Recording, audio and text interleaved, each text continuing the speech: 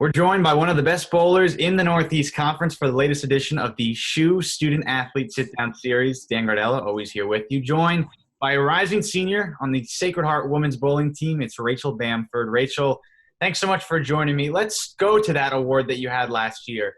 Where were you and what were the emotions going through you when you found out that you were named the Bowler of the Year in the Northeast Conference? I was at home with my parents, and I remember I got the text from my coach, and I ran across the house like screaming. I'm like, "Oh my gosh! Like, look at this!" I was completely out of the blue, totally unexpected, but I was so grateful to have gotten the opportunity to receive that award. What do you?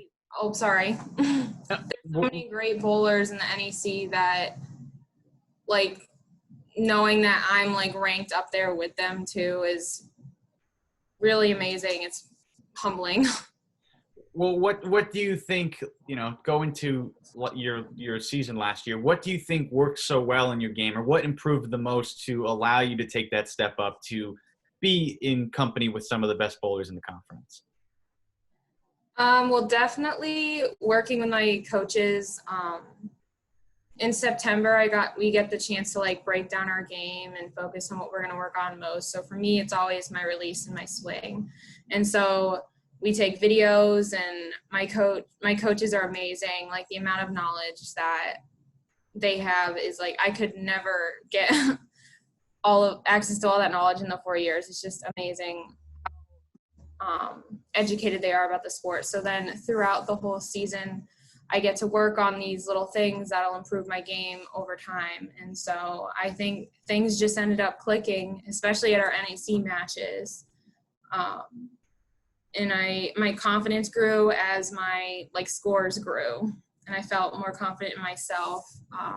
Especially, it's really nerve-wracking when you're stepping up to the plate and your whole team's watching you behind you, and it's like, okay, like, this can make or break it. Like, I have to have confidence in myself, but I also know that my teammates are behind me 100% of the time.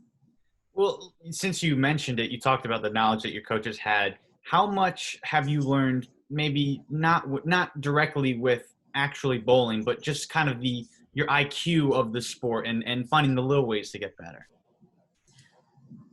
I can't even express how much I've learned. Like, looking at myself 4 years ago compared to where I am now, I'm like a whole new person, both bowling wise and just myself. And I owe it a lot to Becky and Rich. And it's funny because my coach, Rich especially, likes to rewatch the old videos of tournaments from like 3 years ago, and he'll be like, "I can't believe you were doing this, and now we're doing this," and it's like so different.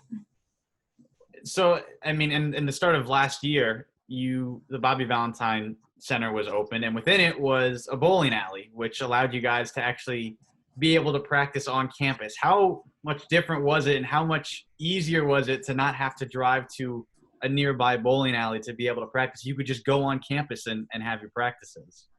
Yeah, it was amazing. It was like I could roll out of bed and walk to practice. I didn't have to lug my equipment out of the apartment, coordinate band rides. And we were traveling.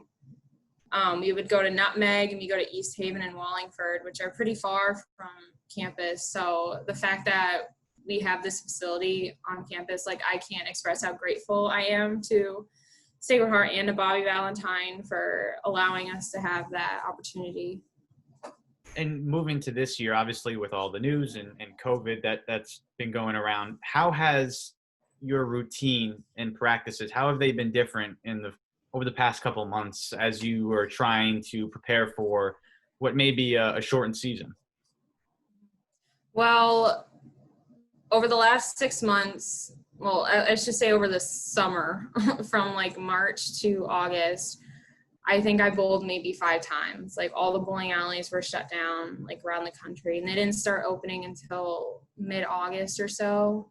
So right now, what we're doing, like, we're not really sure about our competition yet because the NEC hasn't announced meeting on October 1st, and they haven't announced what they're going to do for our winter sports yet. But right now we're just practicing and trying to like regain a sense of how we bowled. Like I remember the first time I picked up a bowling ball, it was like 4 months. It was like a 4-month break, and I went from bowling like 6-7 days a week to nothing. And it was like I picked up the ball and I was like, I don't even remember what I'm supposed to do. So it's just kind of like a reorienting thing right now, and we're taking it slow. And then in terms of practice, like we can only have 3 people in the center at a time. So it's more individual right now rather than team. Personally, I love team practices a lot more. Like you're interacting with everyone, you're cheering each other on. It's really fun. We play games and stuff, little competitions between each other. So hopefully, I'm really hoping we can get back to something like that soon. When was the last time you had a break that extensive from bowling? Can you even remember? I was probably like 4 years old. Really? Like, at least. Well, I've been bowling in leagues at home since I was 5, and the very first time I went bowling, I was 2. It's a family thing. My grandparents met bowling league, and then my dad and my uncles all bowled, so we bowled too. But yeah, at least once a week since then. And so yeah, this is definitely the longest break I've ever taken from bowling. Does the winning NEC Bowler of the Year solidify any family competition in terms of who the best bowler is? Me and my brother also bowls. He's 18, and he's actually a two-handed lefty, so he likes to think he has the advantage over me on that aspect, more power. But I do still have a winning record. Granted, he does have the higher game and higher series, but in terms of head-to-head competition, I've won. So I'm holding on to that.